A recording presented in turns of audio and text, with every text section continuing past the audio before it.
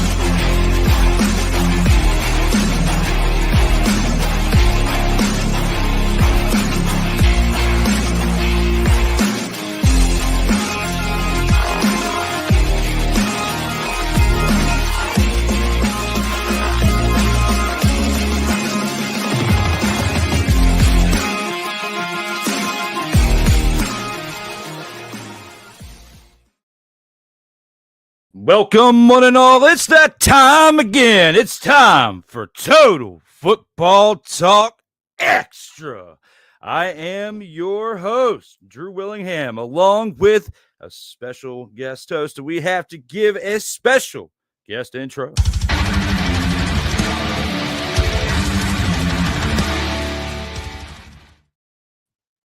Welcome back, Mr. Ryan McCarthy.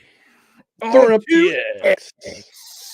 Gotta get back in the camera view. It was a little bit outside the camera view, but yes, we are back for Total Football Talk Extra. Mr. Ryan McCarthy and I here for episode 10 of Total Football Talk Extras. We have to talk about the Roughriders advancing to the West Finals with the win over the BC Lions. We are back again for episode 10. We got much more to discuss. Thank you to those of you who are here in the chat. Start it on up. Get some things coming because we have a whole lot to do and discuss here with the opening drive. All right, let's go. We got trips, right? At 42, 989. On two. Ready? Quick!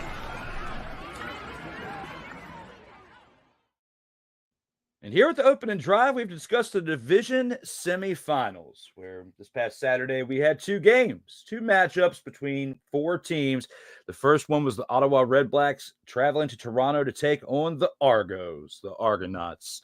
And in our second game, we had the BC Lions, who traveled to Saskatchewan to take on the Roughriders. We had a 3 o'clock game for the first one, a 6:30 game for the second. First round bye for the best two teams between the East and West divisions, Montreal Alouettes and the Winnipeg Blue Bombers. Surprisingly, when you think about how the season started, totally different story for some teams, but Mr. McCarthy himself called it and said that these teams were going to make the playoffs. I have to give a special shout out to him before we discuss the first of two games from this past week.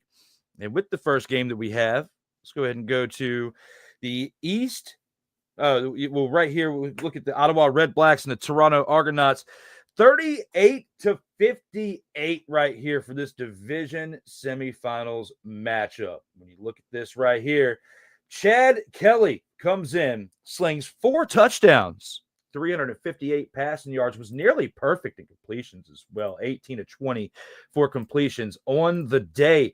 Kadeem Carey had 9 carries for 43 yards, was a leading rusher, but Chad Kelly, the quarterback himself, would steal the day on the ground, would have a rushing touchdown with 2 carries for 29 yards. Mackay Polk leads the way in receptions with 4, but also has 158 yards in receiving yards, along with a touchdown, averaging 39.5 yards per catch.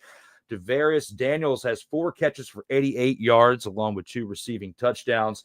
And Jake Herslow has 4 receptions for 47 yards, along with a touchdown. Great production for those 4 receiving touchdowns, and great production on the defense, too. You got to look at the fact that they had 2 interceptions from Wynton McManus and Benji Franklin on the day, both combined for 18 tackles. You got to look at McManus had 10 tackles himself.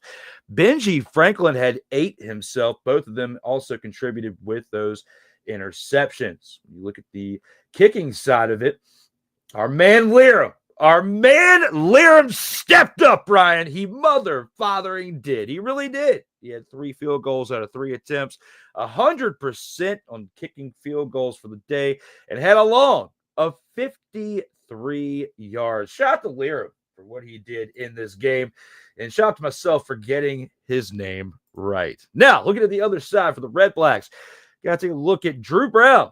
Not the same way as my name is spelled, but with a U, kind of like Andrew Jones. The man has a cool name, but he doesn't have a cool ending in this game as he got mollywopped by the Argonauts. And looking at what he did, he contributed to that because he had 2 interceptions that he threw in this game. All right. 2 interceptions for the red mother father and blacks there, Ryan McCarthy. He also had 476 yards in the air, which is great. Congratulations. But you are 46 of 61 out of attempts.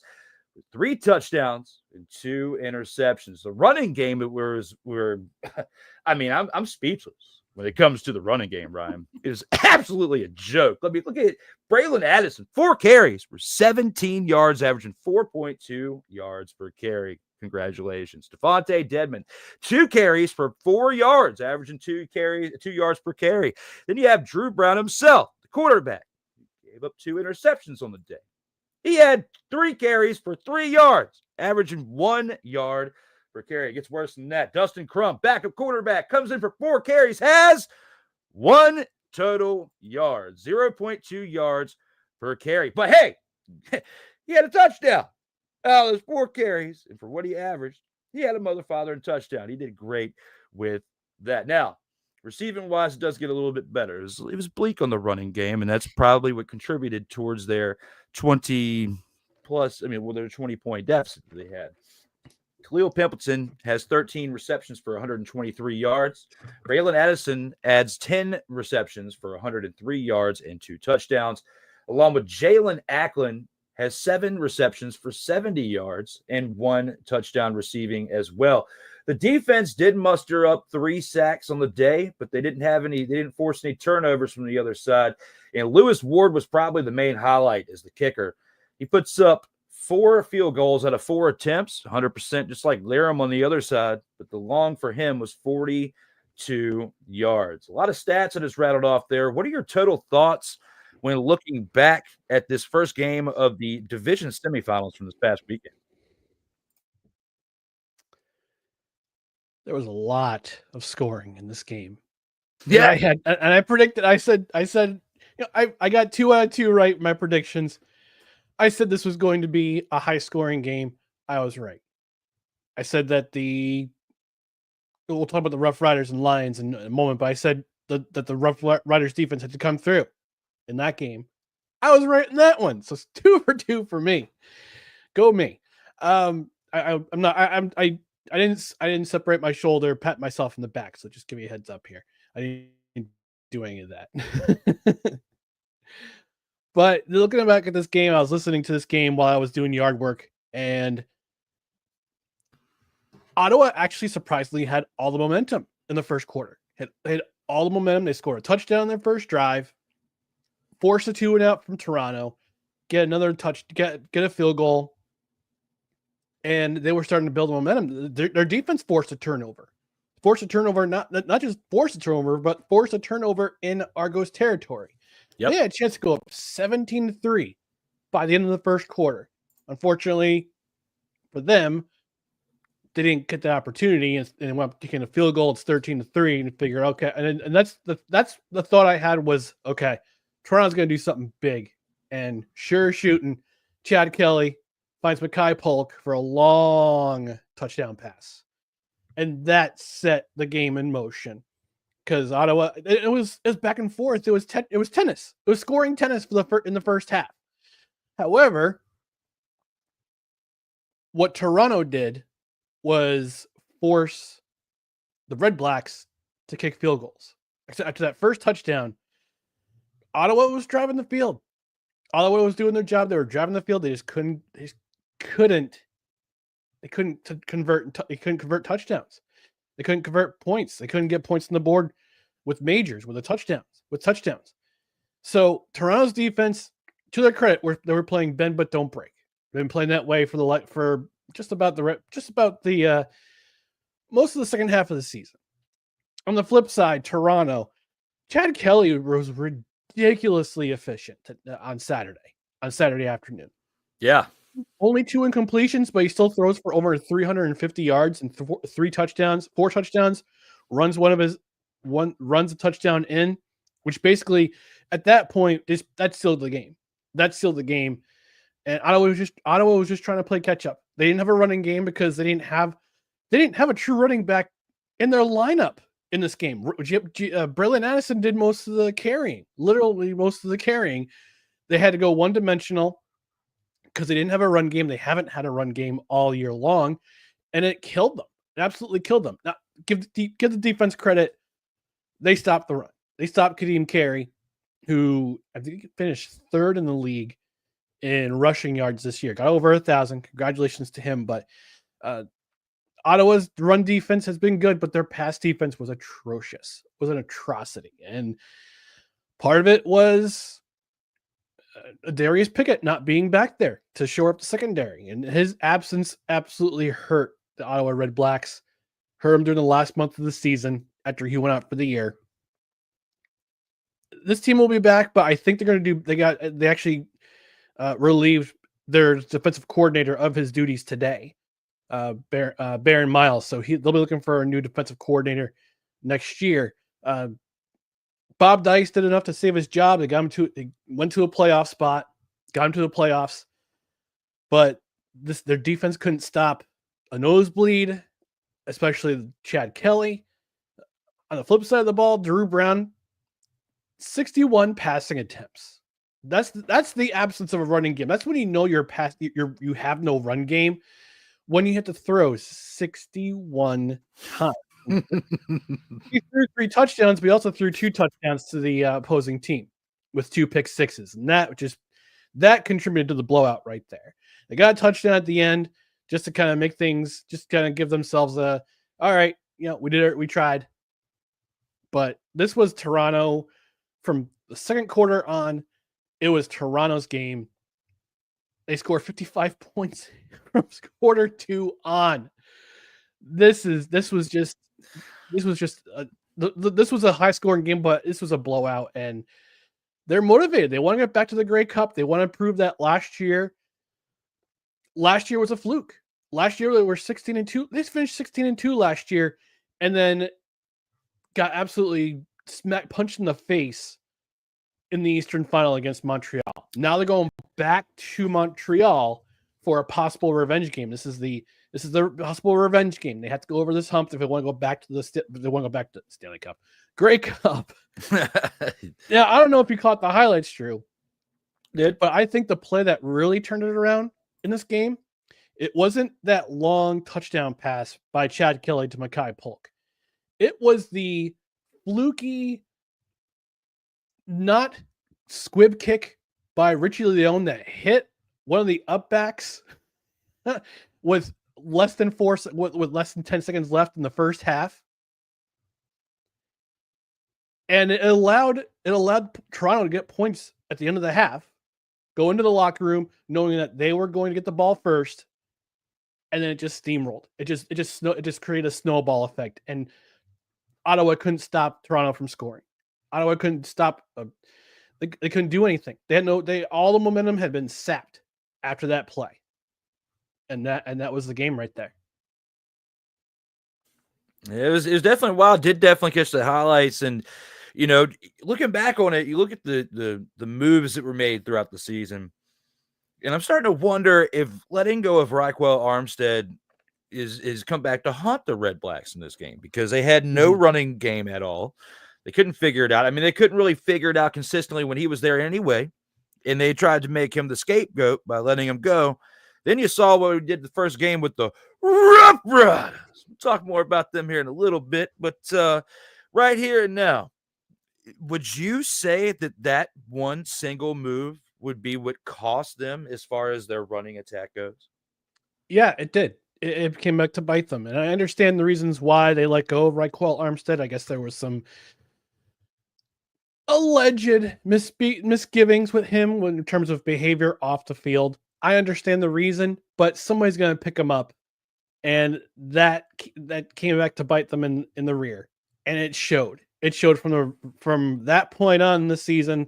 They had to rely on the passing game. They didn't have a run game.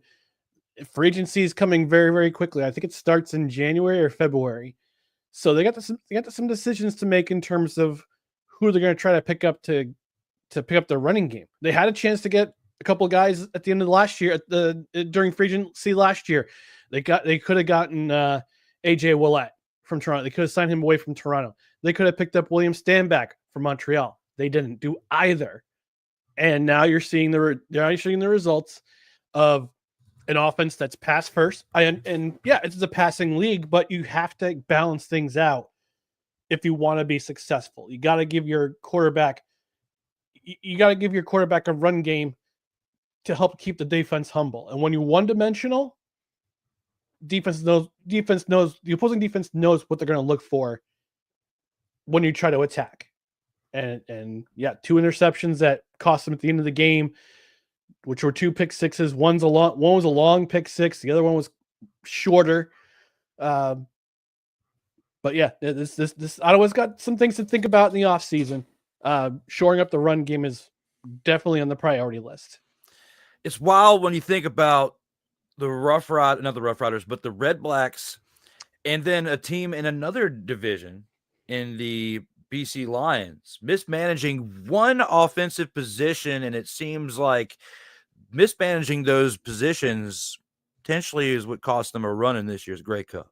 Mm-hmm. So yep. It's very interesting to look back and think about that right here when we're in the moment, now that we're down to, the CFL version of the Final Four that we're about to start breaking down, for the remainder of the show that we'll see this weekend. It's definitely been pretty exciting to finally get to this point, because when you think about the weeks that we were covering some dumpster Pelican teams, between Total Football Talk, the original, and now our spinoff show here with Extra, right here and now looking at CFL from the beginning in week 1, going through 21 weeks of it, the ups, the downs, and this team right here, the Redblacks, this was the one team I would say throughout the 6 that we had in the playoff run. Throughout the year, I would say if you were a fan of this team, it was kind of cardiac, up and down all year, but along with the BC Lions, very similar with how their season started off on more of a high, in my opinion, with the Lions. The Redblacks were kind of just up and down, up and down, up and down all year, and just could never find a groove. Yeah. And that's why I asked you that question, because I look at that mismanagement of the running back position as one of the true key things, because the games where they did have a really good running attack, it was led by their quarterback, whichever one of them was in there. And consistently, Drew Brown was doing probably the best job out of all their selections that they had at quarterback, which is why he's QB1. Yeah. Yeah. Masoli filled in as well as he could. He got that big win in Calgary when Drew Brown went out of the lineup, and unfortunately, with Drew Brown, he got rushed back in, and it showed. And then Masoli took over. But again, you have to have a running game to keep the other defense honest, because you wouldn't know what to prepare for. And yeah, Ottawa got. And we talked about 2 different. You talked about the BC Lions, and Ottawa had a pretty hot start too. Yeah, but again, it's with the injuries. When the injuries pile up and you become a one-dimensional team, opposing defense is going to look at you and go, "Okay, we know what to expect. We know what to expect." And we'll get in the way of passing lanes. We'll try to cut off the edge. We'll try to cut the receiver off when we can. And it showed in this game, especially in the second half, when Ottawa couldn't get things going early in the second half, and you had to play catch up. And when you try to play catch up, sometimes it just comes back to haunt you, and it did. Well, they got a long off season now to think about what has happened and try to make some moves within their organization. We'll have to see what the Redblacks do. But I would say out of our 2 games this week, the comparison, this one was.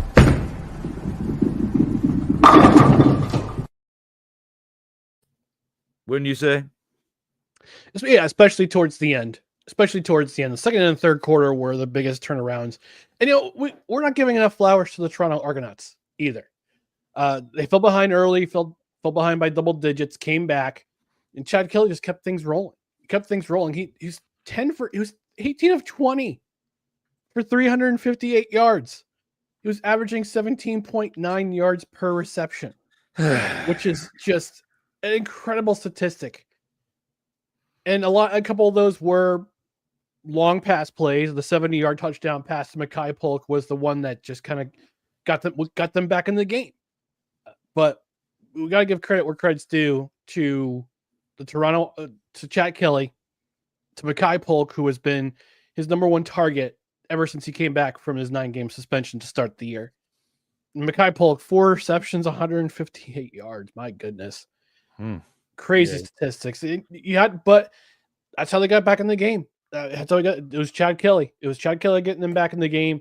And we got to give credit where credit's due. Yes, he's had a lot of ups and downs this season with the suspension, coming back, and going to opposing cities and them giving junk because of what he did off the field, and to have that kind of performance, and now they're 1 game away from going back to the Grey Cup where they were 2 years ago.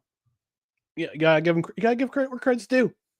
Hate the guy all you want, but he's gonna show you why he's arguably one of the best quarterbacks in the CFL right now. Absolutely. And, you're 1 game away from the Grey Cup, like you said.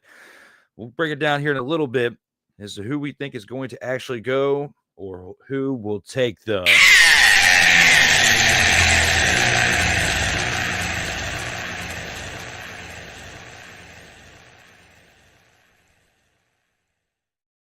And I forgot to click a certain button, but this past game for our first game in the opening drive was our first of 2 for Saturday games.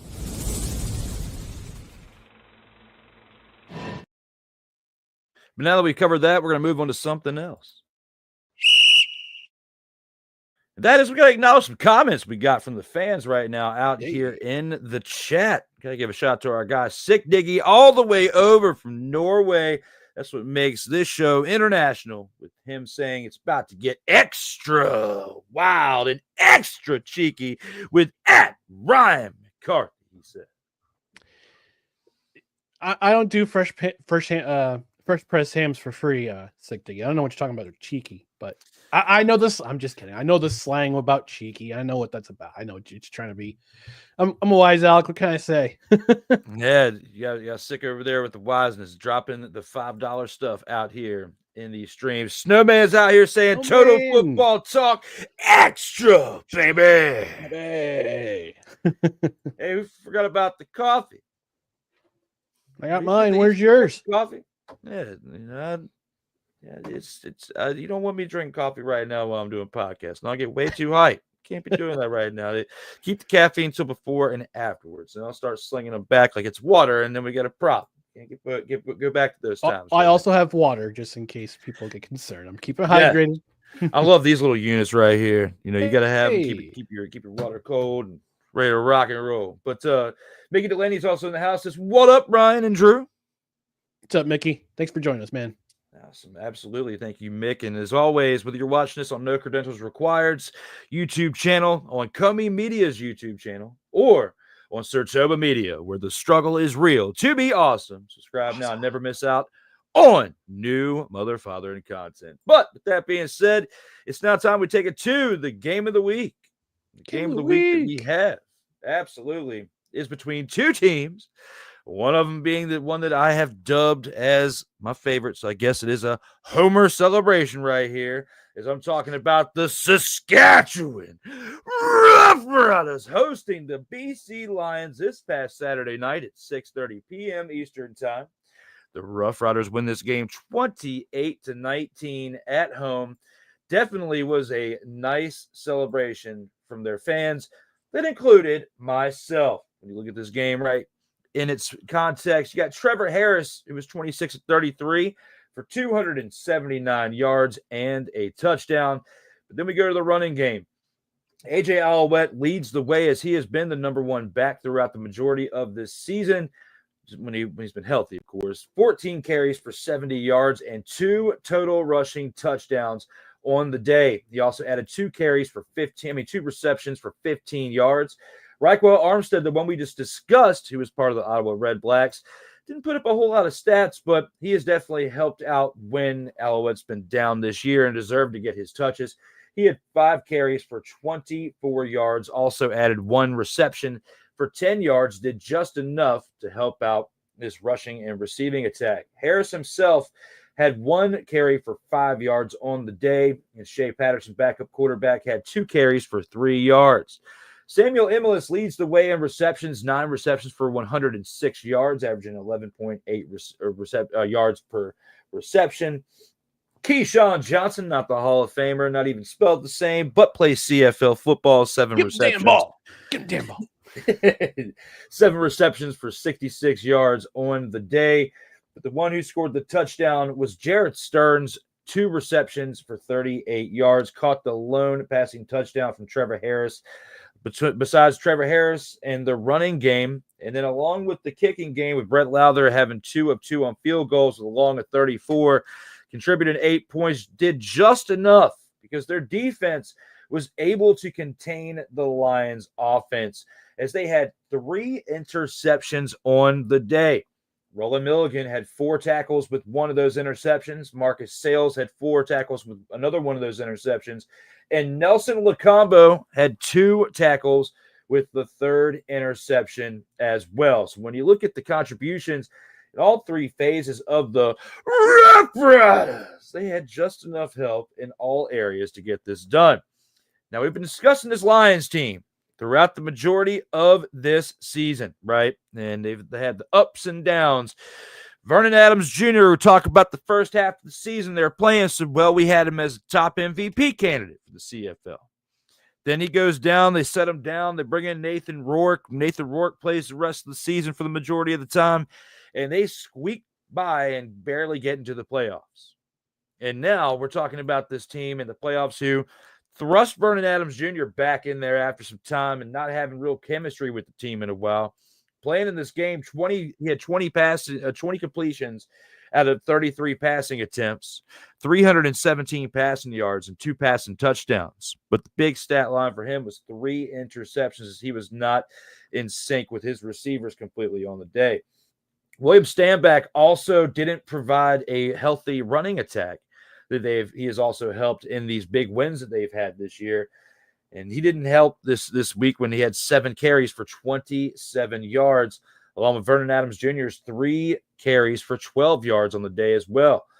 Javon Cotty's 3 receptions for 82 yards was the highlight as receivers go, and he also had a receiving touchdown, along with Justin McInnes having 5 receptions for 66 yards and 1 receiving touchdown. The defense didn't put up only 1 sack on the day by Matthew Betts. And we also have no interceptions that they were able to haul in. Their kicker, Sean White, was their highlight on special teams, 2 of 2 on the day for 36 yards. But no kick return touchdowns or punt return touchdowns. No big noise was made on that side of the ball. Looking at this for what it was, would you say this is more of a domination of the Roughriders defense opposed to the Lions offense, or was it the Roughriders offense that destroyed the Lions defense? No, it was definitely the Saskatchewan Roughriders defense just absolutely dominating the BC Lions offense. And it looked kind of shaky early because the first touchdown of the game was scored by the BC Lions. It was the long touchdown pass from Adams to Javon Catoy. And here's the big what's funny is that Sean White, who has been one of the most reliable kickers in the CFL this year, doinked the extra point, and a little later on he doinked a field goal. So it's double doink of the day, which kind of told the story about how the BC Lions were this day. But I said a couple things last week. I said that the Roughriders had to take away the run game, the defense to take away the run game, and they did just that. William Stanback only had 7 carries for 27 yards. Adams had the 12 yards on a couple couple of scrambles, and David Mackey had the fullback who was then for short yard situations, only 2 yards, but that's okay. I mean, he's just there for short yardage situations. So when you take away the passing, you take away the running game, like they've been doing all year, you gotta put the emphasis on the passing game. And Vernon, and they had to force Vernon Adams to throw a lot this game. 33 passing attempts.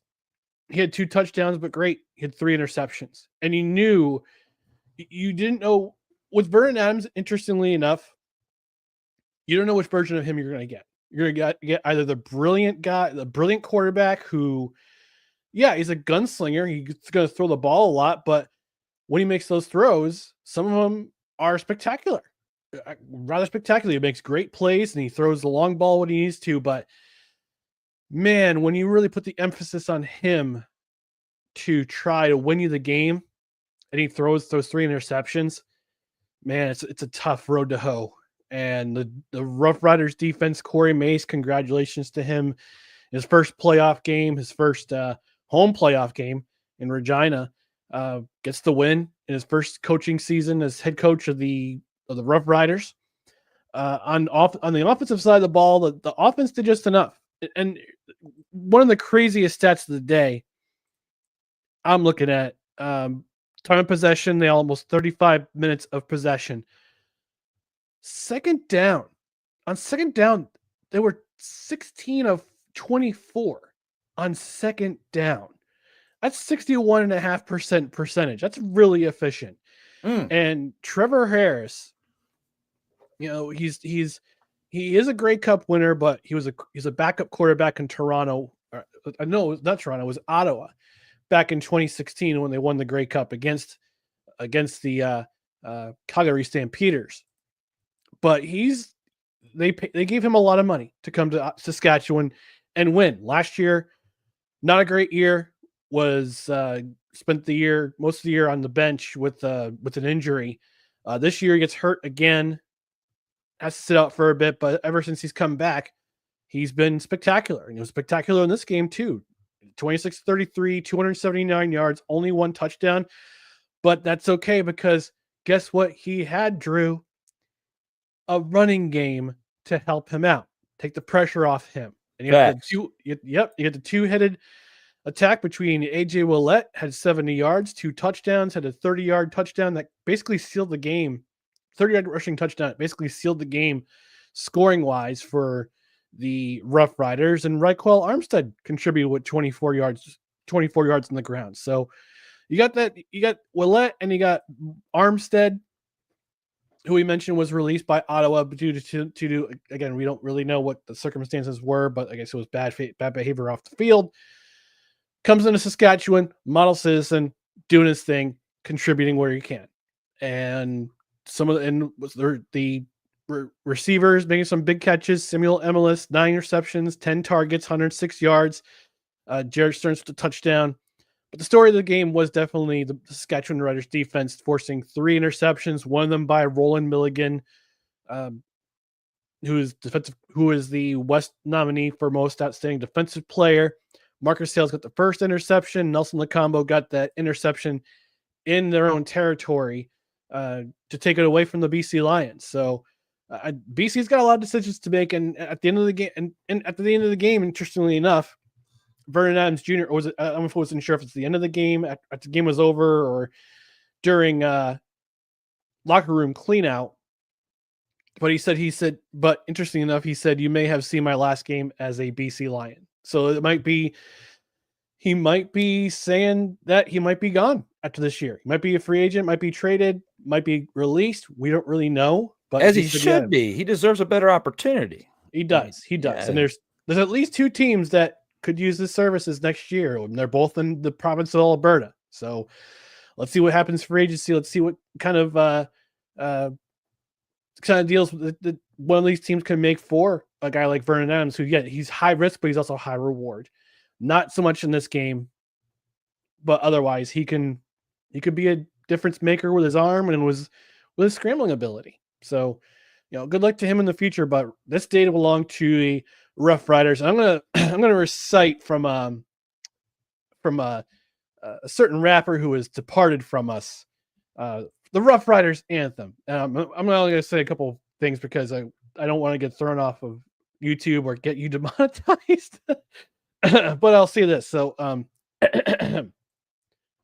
stop, drop, shut them down, open up shop. Oh no, that's how Rough Riders roll. Arr, arr, arr. As they hand over the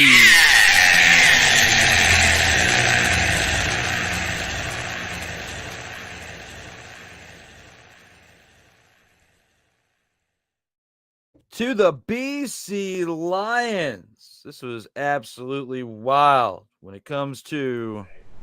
You guys want to hear a fucking story?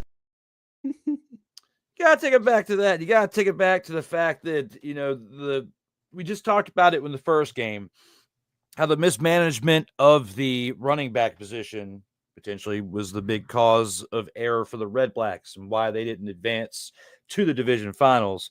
Because they didn't set themselves up for it during the season, right? We look at this now with the quarterback position with the BC Lions, same thing. The Redblacks and the Lions mismanaged, an offensive position. This just happened to be the quarterback position because had Vernon Adams Jr. got back into the fold much sooner and was treated with a little bit more respect, is how it seems from my opinion, and basically with what you were saying as well, he wouldn't be up there talking about the fact this was potentially his last game as a BC Lion. Yeah. And he said it definitively. Like, although he was saying the right words, behind it in the context, in the tone, it's his last game. And he deserves a better opportunity to show who he is, because the first half of the season, you and I were sitting here talking about the fact that this guy is a MVP candidate. Cole was too when we had on the original show. So, Vernon Adams Jr. was the talk of our show for the first 2 months of the season. And now we fast forward, the season's about 6 months long, with the playoffs included, looking at it for what it is, a lot changed in the past few months. So he deservingly so needs to be thinking about going elsewhere because he deserves better opportunities. Indeed. And Six says, rest in peace, DMX. Yeah, I want, man, when I depart this earth, I want the same hearse that DMX had. You remember that funeral? Mm-hmm. The big monster truck carrying his coffin.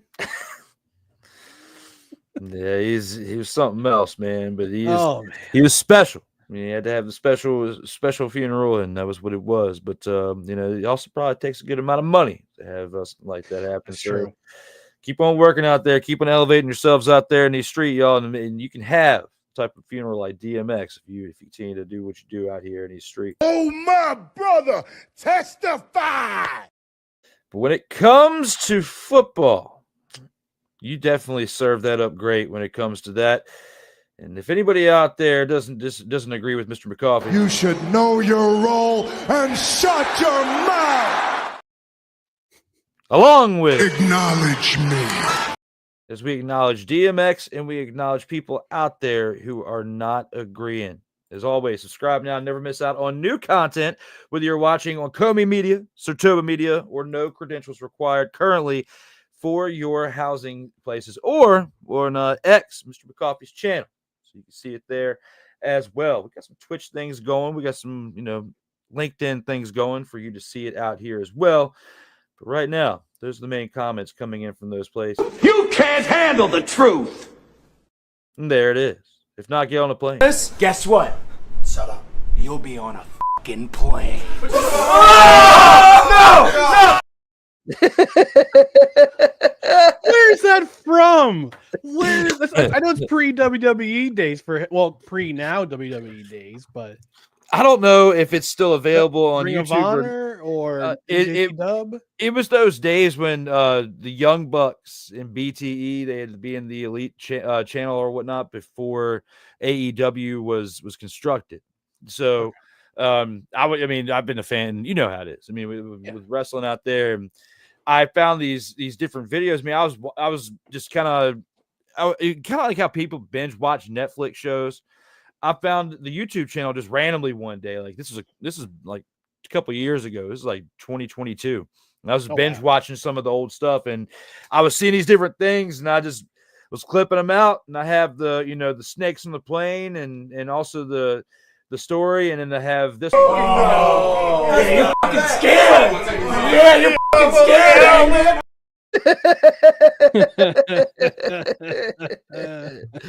So, oh yeah, but you can't sit around and watch too much and eat too much candy, or you will. Diabetes.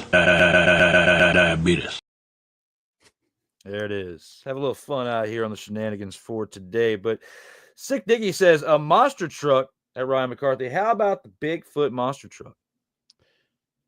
Bigfoot was the OG of the monster trucks. He was a Bigfoot. I remember the Bigfoot cartoon. God, I'm old. I remember that cartoon. Speaking of monster trucks, because we're getting off the rails here, which is cool. When I go English, motherfucker, do you speak it? when I go north, it's okay, thank you. When I go to North Carolina every couple summers, I'm away to the Outer Banks, down the main highway. I think it's 158. I think it is going towards the Outer Banks. Mm-hmm. The Gravedigger Museum is there. Yes. Yeah, I've seen it. I haven't been there, but I want next time I go to the Outer Banks, I want to stop there. I want to stop there on the way to the house we got. It's been because with where you're at, and in your area with us being on the East Coast, like it's about a similar distance as far as driving to OBX. I'd rather drive the little bit of extra time, which isn't like maybe an extra hour to go there than go to Virginia Beach, just because it's nicer. But I'm thinking about maybe doing that next year because checking something else out like that Monster Truck Museum would be pretty cool to go check out while you're down there. So definitely good call on that one. But yeah, Sick, that was big for that. And yes, if you don't go check out the museum when you're down there, then this is you. You guys want to hear a fucking story?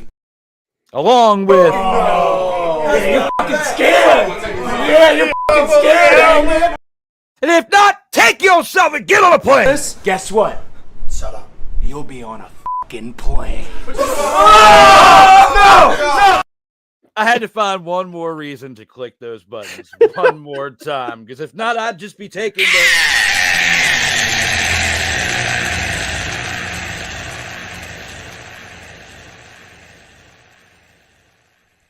You may claim to be the best in the world, but I'm better than you. And you know it. And that is going to be another monster truck stepping up to that monster truck someday, saying that it is better than you as it evolves into the future, kind of like MJF and CM Punk in that moment in AEW.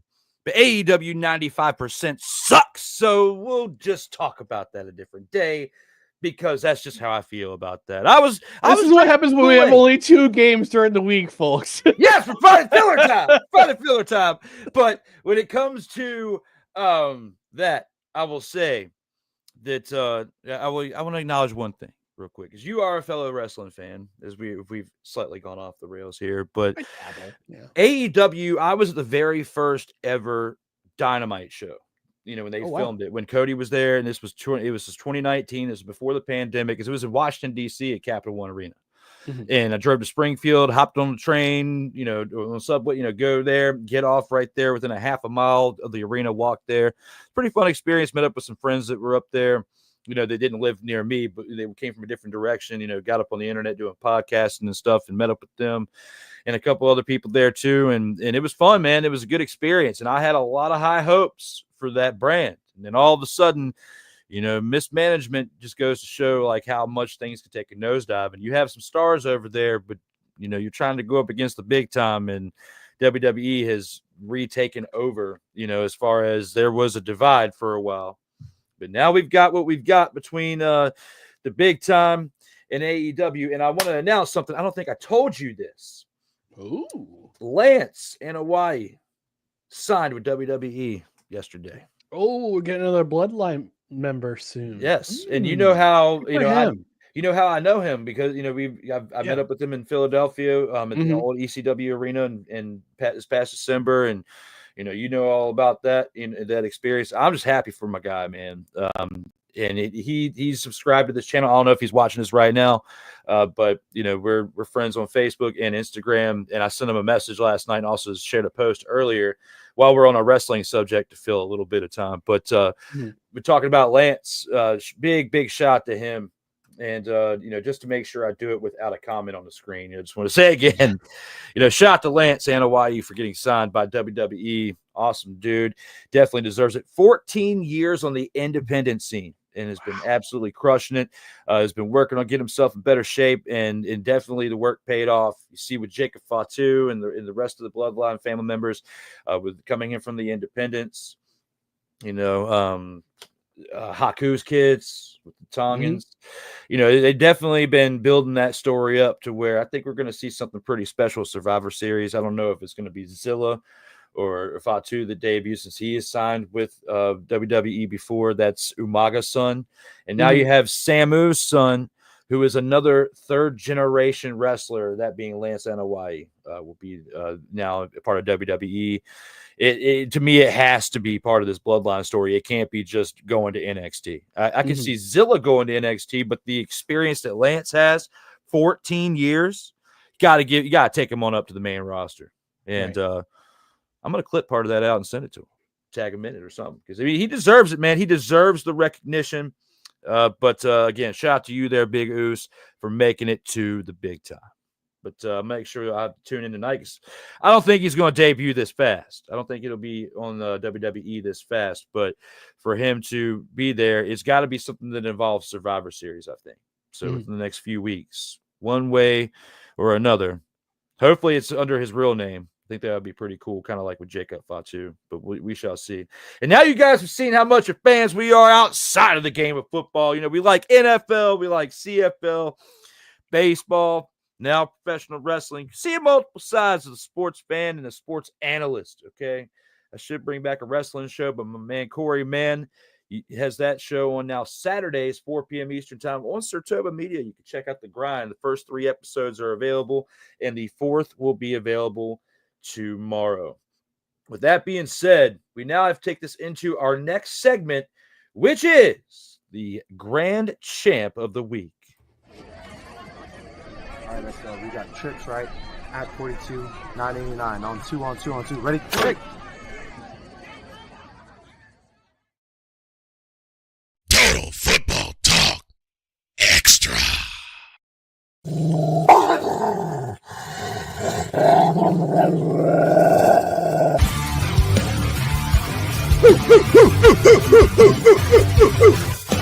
My dogs! I know where one is. Right over there. That's Mr. McCarthy. We got to talk There's about one right there, Mr. Drew Willingham. There it is. We got to talk about who our picks for the dog of the week is. First of all, I will give the floor to him.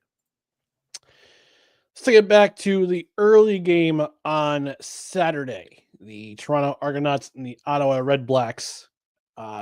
Toronto fell behind early, but they came back, and it was on the strength of their quarterback.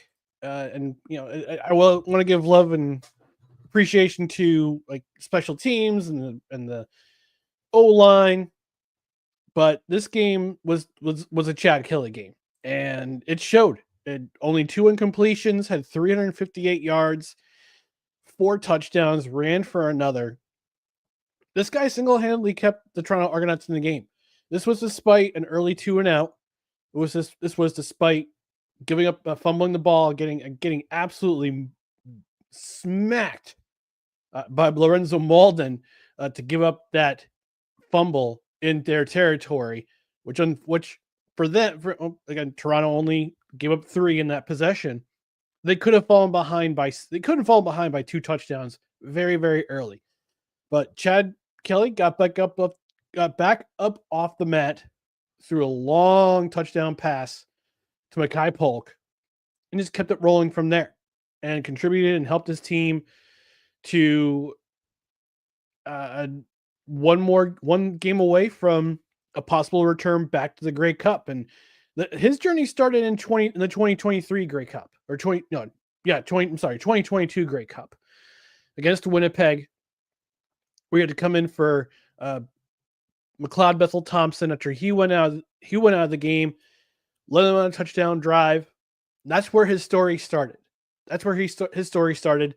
Led them to 16 wins last year. Came up short, and then the off-field matters came to light, which was unfortunate for him. But he served his sentence, served his time, came back, led Toronto into the playoffs, and now he's one game away from returning to the Grey Cup against a very tough Montreal team. But this week, the Saturday game had 358 yards, ran for another 29, contributed for 5 total touchdowns. And Chad Kelly, he's my dog of the week. Nice. Yeah, good choice over there for the Argos. Sets me up for my choice for dog of the week. And that's going to be the entire offense of the Saskatchewan Roughriders and the entire defense of the Saskatchewan Roughriders and the kicker for the Saskatchewan Roughriders. So basically the entire Saskatchewan Roughriders team. Yes, I am giving them the dog of the week pick. And the reason why is because another team that started off with a pretty decent start to the season, it wasn't looking good for the Saskatchewan Roughriders for a little bit. It was looking a little bleak. It was looking like a potential, and a potential way for them to not even qualify. That was the word I was looking for. Sorry, it's been a long week. They might not have even qualified for the playoffs until the past couple of weeks had they not turned it around. Okay. They were having injuries within their running backs, Olette, as well as Raquel Armstead. They're trying to get things going consistently within the run game. They also were having, a little bit of issues within healthiness. It was staying healthy on defense, and they were reverting backwards. Not quite as bad as the BC Lions and the Ottawa Redblacks did towards the end of their years, but right here and now for the season of the Saskatchewan Roughriders, for the way that it went, for some inconsistencies, for them to finally figure it out within the last few weeks of the season, finally get to that point where they needed to advance to the division finals, for them to get to the Final Four of the CFL. I am happy. I'm happy to see it, and I hope they can keep it up within this next match that they have in the finals, which we will break down here shortly. But because you never know, when it comes to, a game of football in 4 quarters and 3 downs, especially here for the CFL, you don't know how things are going to pan out 100% sometimes. It can go either way, especially with the match they have this week. I got to give it to them now. That is, for all 3 phases of the game they played, especially defense, very well. My pick goes to the Saskatchewan Roughriders. Homer pick, but solid pick. 100% Homer pick. 100%. 100%. But I'll admit it. I can admit when I'm doing something intentional, or if I'm wrong, I have no problem. There's no shame in there. But like I said, I don't. You never know if I'm going to be able to say that they're a dog of the week next week, or a particular player from that team is a dog of the week, because we got to break down the 2-minute drill here shortly and talk about that game that they're going to be a part of. It's a pretty big one. It's going to be a little bit tougher, in my opinion, than the Lions game. But before we go to our next pick, which is the Snowflake of the week, Sick wants to add, don't forget about Haku's youngest son being signed to WWE under the name Talatonga. So all 3 Tongans are in WWE. So I predicted this a while back, and this was several months ago. I got to go find the clip. I got to remember which In or Out Sports debate it was. But we debated this, and I said Lance was going to join Roman's team. I said it then. And I even think I sent a clip of it to Lance. I didn't clip it out and put it as a reel, but you can go back and see the episode. I'm gonna have to do some digging on that this weekend and find it, because I think I said it, and some people are like, "Oh, you're crazy. Lance is not going there," or whatever. I'm like, no, like he's gonna go there, and he's gonna be on Roman's team, because if now with you saying that, if Talatonga's coming, of course that's gonna be a part of Solo's team. It's gonna be a member there. And then you got to add more. So Zilifatu and Lance could be joining with Roman, because I feel like Sammy's going to turn. There's so many things I need to get on a wrestling show and talk about this fast. I got so much to say. for right here and now, definitely a good thing to throw out there, Sick. I had to add a little bit more flavor to what you were posting out there in the comments. Speaking of flavor, we now have to add it to going from the Grand Champ to the Snowflake of the Week. We'll see you on the other side of this transition.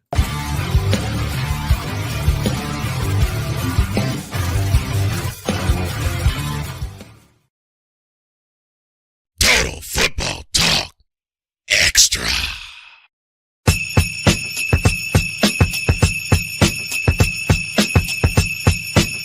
Hey, get your jackets out. It's time to talk about the Snowflake of the Week.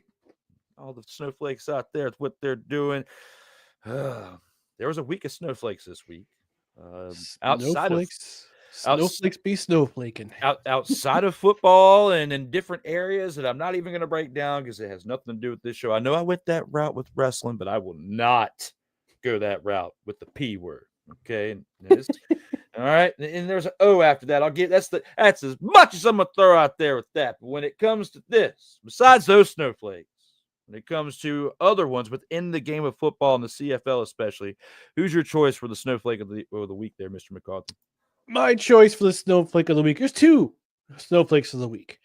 The Ottawa Redblacks pass defense. The Ottawa Redblacks rushing offense. You guys disappeared faster than Houdini, faster than David Copperfield, faster than that guy who did that model. I can't remember his name. Magician. I can't remember his name, but he's David Blaine. That's right. you disappeared. Actually, in fact, the running offense didn't show up at all. The pass defense did their job for the first three series of the Toronto Argonauts with a 3-and-out, a field goal, and a fumble, which was not caused by the secondary, but they did their job. And then all of a sudden, you vanished. You vanished to the tune of 358 yards and 4 touchdowns. You got burned from quarters 2 onward through the end of the game. Burnt to crisp. And unfortunately, it cost your defensive coordinator, Baron Miles, his job. I don't know what happened. I don't think anybody could really explain. If you're a diehard Ottawa Redblacks fan, I'm pretty sure you're happy that your team got to the playoffs for the first time in, I think it's 6 years. You made some improvements. You made some jumps, but unfortunately, the defense, especially the secondary, disappeared at the worst time possible, at the worst possible moment in the most important game of the year. And it was the Eastern semifinal. And now you've gone your separate ways, back to your respective homes. You'll be watching the Grey Cup from the couch. And you're my snowflake of the week. Good picks. So you're going with the Redblack side. Yep. Well, I'm going to pick another losing team and go with that side. And that's going to be with the BC Lions.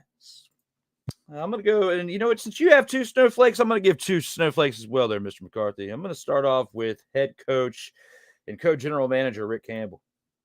With how you mismanaged this team's quarterback position this year, that's why I've got you as one of my 2 snowflakes.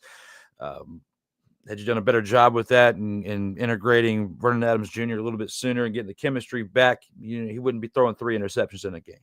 And I'm not even going to completely blame him for this game because there were multiple, and I'm not talking about Rick Campbell, I'm not going to completely blame Vernon Adams Jr. or even select him as my second snowflake of the week because of that, because he doesn't have a choice of how he gets put into the game. So with that, I'm going to go with the head coach and co-general manager and Rick Campbell, but I'm also going to go with the entire running attack for the BC Lions.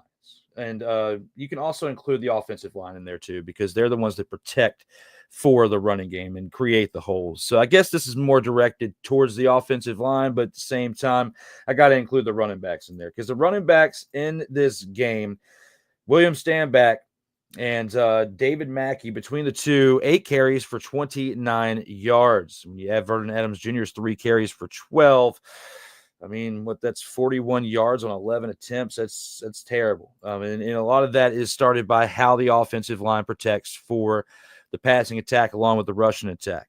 And when you look at the fact that Vernon Adams Jr. had 317 yards passing, and he did that on only 33 attempts, it's not like he threw the ball 61 times like Drew Brown. He had a healthy amount of attempts, in my opinion. 30 to 35, in my opinion, is a pretty healthy amount of attempts in a full football game. When you go above that, it's pretty much exposing yourself as being a very pass-heavy team and having no running attack. So considering the fact that you were able to still have that amount of yardage and that amount of attempts, you set up your running backs to be able to do something on that day. And William Stanback has been pretty consistent throughout the season in a running attack when they've won, right? When they've lost, of course, you could look at it on the other hand. But when the games that they've won, they've had a good rushing attack. The Roughriders defense did a really good job at containing them. But based on how they played to start the year, and it's not like they had significant injuries to the offensive line, or at least if I'm incorrect, you can let me know there, Ryan, but I don't believe that they did, looking back on it. I mean, I saw you turn the mic on. What do you think? Do they have substantial injuries in the offensive line, or am I wrong? No, you're not wrong. Okay, so with that, they should be able to block. And the Roughriders defense has been pretty solid this year. But when you look at it for what it is, they look like the men went to boys pretty much at very, very close terms as far as how their demeanor was. You were men facing young children, that being the Roughriders facing young children on the offensive line, because they just seemed like they could not keep up with the attack of the Roughriders defense, which affected the running backs very, very severely in this game. And had Rick Campbell done a better job of preparing for that, and as well as managing the quarterback position throughout the season, you would have had Vernon Adams Jr. on a better page. You take 2 of those interceptions away, and he only has even just 1, they win this game. Lions could have won this game had it not been for the turnovers. But because of the chemistry, because of the pressure that was brought on to the offensive line by the Roughriders who couldn't handle it, that's why they lost this game. And for that, I have to give them, Rick Campbell and the offensive line primarily, the snowflakes of the week, in my opinion. Yeah, solid pick for Snowflake of the week. Rick Campbell mismanaged his roster, especially on the offensive side of the ball, and we see their running attack did not exist in this game because Saskatchewan took it away. Essentially took it away and put the onus on Vernon Adams Jr., which yours truly predicted last week would happen. 3 interceptions. With Ryan, since you acknowledged, since you predicted it, I'll give you the acknowledgement. Acknowledge me. Because you called it, and it happened. So when it comes to that, that's our picks for Dog of the Week and Snowflake of the Week. Let's go ahead and take it into the 2-minute drill and look forward to the 2 games this Saturday afternoon.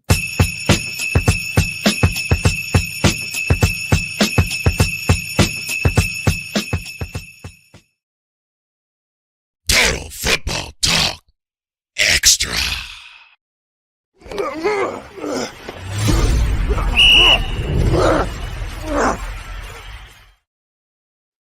And now it's time for the 2-minute drill. We have 2 games to look at between the East Division Finals Saturday afternoon, 3:00 p.m. Eastern Time, and the West Division Finals Saturday at 6:30 p.m. Eastern Time.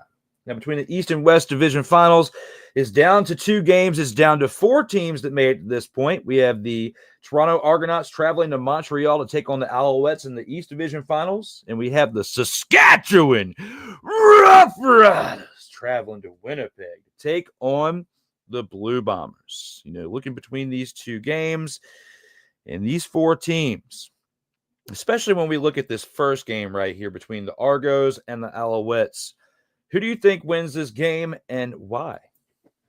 Man, I was looking at the stats while you were rolling with the Snowflake and the dog, your dogs of the week and your Snowflake of the week. This is going to come down to what these 2 teams do on the offensive side of the ball.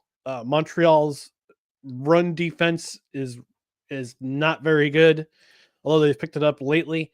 They allowed the 3rd most yards rushing this year But on the flip side, Toronto's offense allowed the most yardage, the most passing 30-yard plus plays this year with 36. Guess who led the league in 30-plus yard completions this year? Who's that? The Montreal Alouettes. Ooh, nice. Yeah. So this is going to come down to what the defenses can take away. I looked at the last time these two teams met. They met back in September. Towards the end of September, Toronto took this game 37-31. Granted, here Liram Hairolahu had 7 of 7 on field goals. But Toronto had almost 500 yards on offense between both sides of the ball. And that was that. After that, Montreal cleaned up their defense. And this is going to be one of those games where you just got to figure out what each team's going to do. And if Montreal, and who doesn't really have much of a running attack at all, in terms of rushing yards, they were near last this season. Toronto was second. But it's going to depend, and you have the home crowd with you too. This is going to be a close game. It's going to be a close game. And if Montreal can somehow take away the rushing offense of Toronto, we saw that last week with Ottawa. They've got some game tape to go by and with how to take the run game away from from Toronto. If they can do that, and they can force the issue on Chad Kelly to throw more attempts, make some more passing attempts like they did in last year's final when he threw, I think, 4 interceptions in that game and 2 were pick sixes. Mm-hmm. They can duplicate the same thing he did last year in the East final, take away the run, force the issue on Chad Kelly, make him throw turnovers. Montreal wins this game. And all Montreal has to do is just be very efficient in their passing game, and they can be. On the flip side, if Toronto can somehow, and they've played better defense over the last 2 months, no question about it. And if Chad Kelly can get going and they can win the time of possession war with the run game, open up the run game, help Chad Kelly be efficient, Toronto wins this game. This is going to be a very close game. It's going to be a very fun game. Both games are going to be absolute bangers to watch. But I think Montreal just has something a little bit more special on defense, especially in the secondary. It's got some special flair in the secondary. I think it's going to come down to the last possession, and I think Montreal forces a turnover at the end, and they win this game very, very close. They'll return to the Grey Cup. I think it'll be a 1-score victory for Montreal. So I got Montreal in this game. I like what you're saying, and it definitely very well can come into fruition. However, I got a feeling there's going to be an upset in this game because you got to look at the fact that Alouettes lost 3 out of their last 4 regular season games, right? And the Argos won 3 out of their last 4 regular season games. They're on a hot stretch. Chad Kelly finally started getting things going, and it's like you said, but I'm going to change up the wording a little bit. He wants to piss off the league, all right? Mm-hmm. And basically what he's doing. And he's going out there, he's slinging the rock, he's making moves, he's even doing it on the ground as well. And he's willing to run and extend plays with his legs. Not saying on the other side that we're not getting that type of production out the Alouettes, because, I mean, you got to look at, the production they've done all season. But, yes, it's, we can probably scratch off that last game of the season against the Blue Bombers as, it would be a really good matchup in the Grey Cup finals. But one of these two teams between the Blue Bombers and the Alouettes is not going to make the finals. And I really want to be the Blue Bombers, but at the same time, I got a feeling it's going to be the Alouettes. It's one of those teams that doesn't make it. And it's going to come down to the end, like you said. I just got a feeling there's going to be just enough time on the clock. There might not. It might be a mistake on the end of Montreal to give Chad Kelly just enough time. And he drives down the field just enough to set them up to score either a game-ending field goal or to Not like the Jaden Daniels Hail Mary that I was attending the previous week in the NFL in that way. But I got a feeling that the Argos are going to do something special in this because, they had a rough start to the season, very similar to the Blue Bombers, and they're trying to figure things out. Blue Bombers think had a little bit more of a rougher start to the season, but it wasn't all biscuits and gravy for the Argos. And once Chad Kelly gets integrated back into the team after, doing his time, like you said, shackled up and everything is what it made it sound like when you were saying it. But when he was doing his time, he comes out and he proves why, I guess he was worth the prima donna drama in some aspects, and he's doing his job. So with that being said, I kind of feel like I want to ride the wave of this one. And it's time for us to, we have a lot of agreements. We've had a lot of agreements in several weeks of this show and a lot of games. It's time that we show a little bit of competitiveness here. And you pick one team, I pick the other. And I'm going with the Argos as my pick this week. I will say in defense of Montreal, they won this division with a month to go in the season. So in their game against Ottawa, they played most of their reserves. In the game against BC, Cody Fajardo played the first half. Also, the game against Winnipeg, he played in the first half. So he's been saving his, so to speak, his best for East Final. Montreal, all the injuries that they had, they're healthy. So it could come down to how the crowd can get into it in Montreal. They get rough and rowdy in Montreal, and I think that could be the X factor is the crowd at Percival Molson Stadium. That's just me, though. Plus, to be honest, if the Roughriders can get past this next game we're about to talk about, I'd much rather them face the Argos than the Alouettes anyway. So that's why, I would say it is slightly a homer pick. But at the same time, I'm just going to ride the wave a little bit because we can't agree on everything. With that being said, right here and now, I've got the Argos. You got the Alouettes. We'll see how things go. Let's take it to the next game. Hey. Who's giving them the business? And here with the next game, like we said, we got two games this Saturday to discuss. That was the East Division Finals. We now have to take a look at the West Division Finals, which will be at 6:30 p.m. Eastern Time. The East Divisions will be decided by that point. So basically, the winner of this game will face the winner of the other game for the Grey Cup in the following week. You've got the Saskatchewan Roughriders traveling to Winnipeg to take on the Blue Bombers. Ryan, do you think the Blue Bombers win this game since you've got the Alouettes winning and have a rematch of the Grey Cup from last season? This is another tough one to pick. And I've got my reasons, and there's plenty to think of. There's plenty of reasons why. These are the two best defenses in the Canadian Football League. And this is going to be a chess match between Corey Mace and O'Shea. Can't remember his first name. Mike O'Shea. Yeah, this is going to be a chess match between Corey Mace and Mike O'Shea. I was thinking of O'Shea from Little Giants. The O'Shea brothers battle it out. Got the daughter out there. I'm going to shut up. All right. Winnipeg won 2 out of 3 games in this. 2 out of 3 games in this series this year. They won the Labor Day game, and they won the Banjo Bowl the next week. Both very close matchups. The first time these two teams played each other was when the Rough Riders were having an identity crisis in the beginning of the season. Yes. When they started 0-4, got their first win against Ottawa, had 2-game winning streak, and then faced Saskatchewan in Saskatchewan and got beat by 10 in a very blasé match, but Saskatchewan had the advantage there. The last 2 times have been a little bit more high scoring. That being said, we've got a team in Saskatchewan who is looking to prove themselves. I got a veteran quarterback, a very young backfield, young, hungry guys and a receiver, and plenty of experience and youth on the back end on the defensive side. Same thing on the flip side of the ball.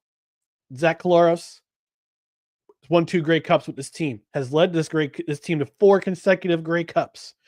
They have a running attack with Brady Oliveira, who is the most outstanding player nominee in the West.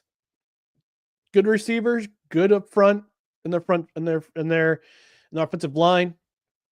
They don't give up a lot of sacks, and Zach Collaros can improvise defensively. Again, even without some of the big stars like Justin Jeffcoat, who left the team after last year, Adam Bighill, who was out for the season. They can still create problems for the defense. The one advantage that the Winnipeg Blue Bombers have, though, the home crowd. Their 13th man at the toolbox, known as Princess Auto Stadium, and they have made a big difference in their final season matchup the week after in the Banjo Bowl. Made a huge difference when Trevor Harris threw that interception to seal the game to seal the game in that game. This is going to be another close match. It's going to come down to whether or not Winnipeg can move the ball on the running side. If Brady Oliveira gets over 100 yards, they win this game.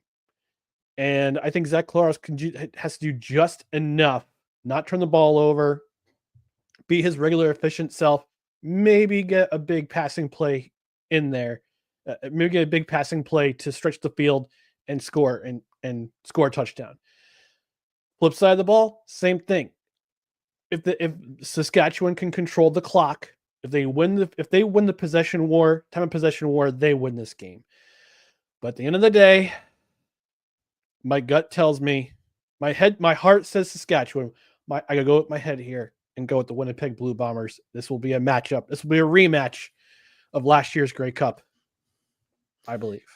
That's a very solid, logical analysis, and there's a very good chance that it could happen. And I already went against you with the last pick and said that the Argos were going to make it. And I think I'm going to have to do it again. I'm going to be completely wrong probably because one of these two teams is going to not win, and potentially both probably. And we'll talk about it next week when we come back. But I can't not believe in this team. They've won 5 out of the last 6 games, and that being the Saskatchewan Roughriders. I just have to show them some love, especially when you got Alouette, who's cooking again with 2 touchdowns in the past game, running for over 70 yards in double-digit attempts and rushing. Then I have to take a look at the fact that their defense has been cooking too. And I think it's going to be a really, really, really good test for the other side. When you look at the Blue Bombers, who, I talked about the Rough Riders getting hot at the end. They've been hot for 9 out of the last 10 weeks winning their games. Like 9 out of the last 10 games of the season, they won. And took me by surprise, especially when you go back and you look at the channel and you see the type of reel I put up with Ryan earlier in the season.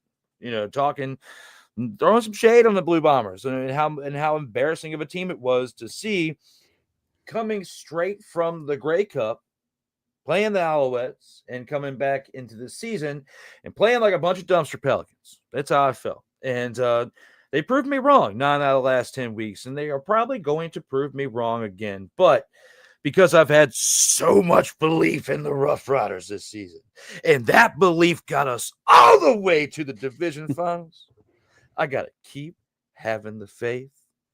And just so I can potentially say Saskatchewan Rough Riders for a couple more weeks, I'm going to have to do it right here and now and stay believing in the team. And I think it would be a pretty cool matchup for CFL fans to see something different in the Grey Cup finals this year. Yeah. One of us is going to be right. One of us is going to be wrong for both. Yes. For both these matchups. So, but yeah, I'm looking forward to being entertained for almost 7 hours tomorrow. We'll have college football. We'll have CFL. Following day, we'll have NFL. Great weekend for football. If you're in the area tonight, you got probably your local high school football. Get on out and support your local teams. But here and now, we're going to take it to the post-game report and wrap this show on up with a bow before we head on out towards the weekend of great football. Hey, who's giving them the business?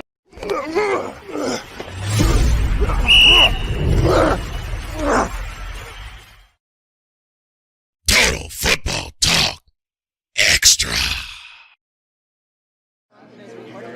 As long as it's lunch. It's great. I love it. That time in the show where we talk about our final thoughts heading into this week in professional football action. Let's take it to Mr. McCarthy and see what he has to say to wrap this thing on up with a bow. All right, I'm going to stay in the CFL this week for my post-game thoughts. And I want to offer congratulations to the city of Calgary. Now, you've been through a lot this CFL season with your team being absolute garbage on the field. 4-4. They went 4-13-1. The defense was terrible. The offense was just as bad. But today, you got rewarded with being able to host the 113th Grey Cup in the year 2026. And this was the announcement today from the Canadian Football League in conjunction with the city of Calgary and Tourism Calgary.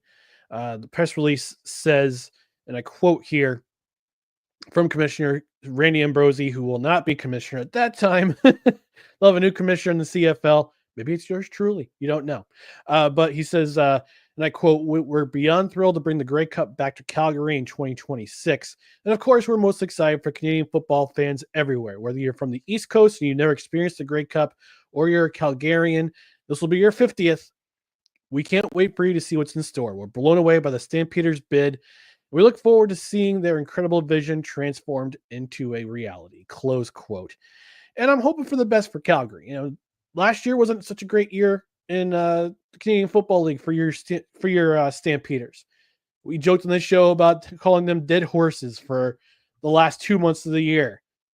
And this is good for you because there's talk about McMahon Stadium being, talked from watching the Rod Peterson show and seeing the comments and the stadium, fans kind of poo-pooing the stadium because it's older. They share the field with the University of Calgary. Go Dinos. Yes. University of Calgary football team. Their nickname is the Dinos, as in dinosaurs. Yeah. Yeah. Yeah, this is good for the city of Calgary, and hopefully with ownership, they're trying to obtain a football-only stadium in downtown. They want to be able to have their own football stadium. They want to share the facility with anybody else. They want their own facility, and hopefully this bid will show the CFL, show the city, hey, we're deserving of a football stadium for our team with updated facilities, modern facilities. It can't be this stadium anymore at the university. And for the city of Calgary, great, good for you. Good for you. I know it's between them and Edmonton for the 2026 Grey Cup. I'm pretty sure Edmonton will get the 2027 or Ottawa. We don't really know. We won't find out until the end of next year where the 2027 Grey Cup is going to be. Hopefully, we'll both be there. Me and Drew will both be at that Grey Cup.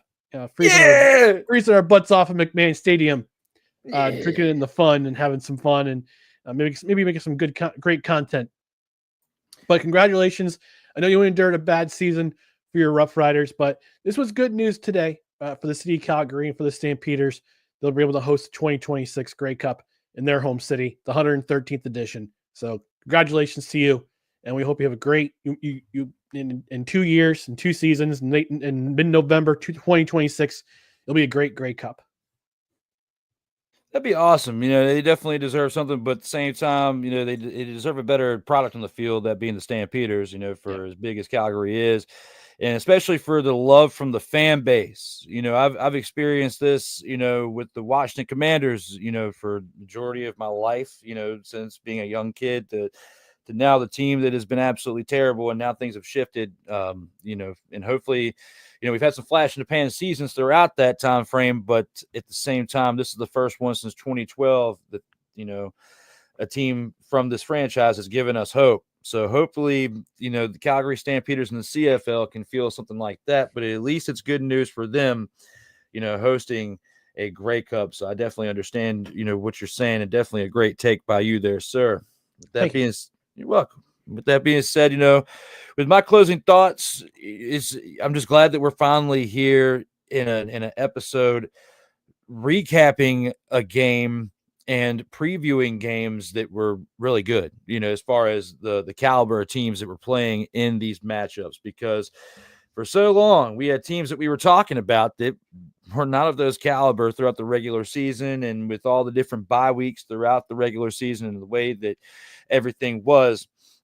This is a real big learning experience for me. I've been, covering NFL and talking NFL for several years, but this is the first real year, besides watching some things inconsistently as a fan of football throughout the CFL, that I've covered things from beginning to end of a season. And we covered all 21 weeks of the regular season through last week. And this is our first week, I guess now week 22 of covering the playoffs included. So we'll have pretty much 24 weeks of coverage throughout the CFL once we get through the Grey Cup. And then, we'll talk a little bit more, Ryan and I will, off the air, figuring out, things and ideas to get some other Total Football Talk extra episodes out there throughout some other football content. But basically just wanted to end this show by letting you guys know that even though the CFL is coming to a close, I'm not planning on, shutting this show down, this project down, until CFL ramps back up again. There's got to be a little bit more planning to figure out, because say we keep Total Football Talk going as a weekly program, when CFL does start back up, there's going to be that filler of time to keep that going. So there's definitely many things that we have to figure out, but I can at least say is while we have the NFL going strong throughout another part of the season, we will be able to find, whether it's college or arena football or something, there's other different ways we can talk Total Football Talk extra action out here. Sure. Or even if it's, getting up and covering certain things within the NFL that Cole and I can't quite get to cover within the time frame that we have on Mondays. I can find a creative way to get back into talking more NFL and getting Ryan to talk more NFL too, along with other people that I would like to bring in as a rotation or maybe as an addition with us throughout some of these episodes to give their spin on things. But as we wrap up the CFL, there's nobody else better than Mr. McCarthy that I can think of that I know that I would be able to have these type of great conversations within the game of CFL and Canadian football. So I want to take this time to discuss that and thank him for making this work, where we now have 10 episodes. Ooh. Total Football Talk Extra, covering the Dubs and covering the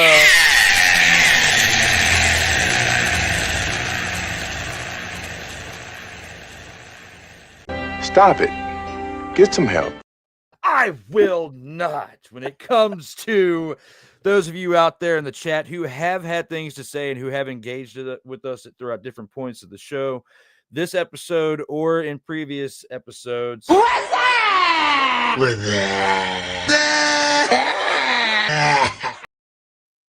Gotta give you all your love where you can. If not, it would be a yippee-ki-yay, motherfucker kind of moment, and I don't need those kind of surprise, motherfucker. All right, just trying to keep things on a good pace. But Mr. McCarthy, it's now time for us to wrap things on up with the people. I hope you have a good rest of the week there, sir. Look forward to covering more football with you next week. And with that being said, we only have one more thing left to do, and that's look at one badass outro from Mr. Ryan McCarthy to my right, and myself, Drew Willingham. Everyone, as always, stay safe out here in these streets.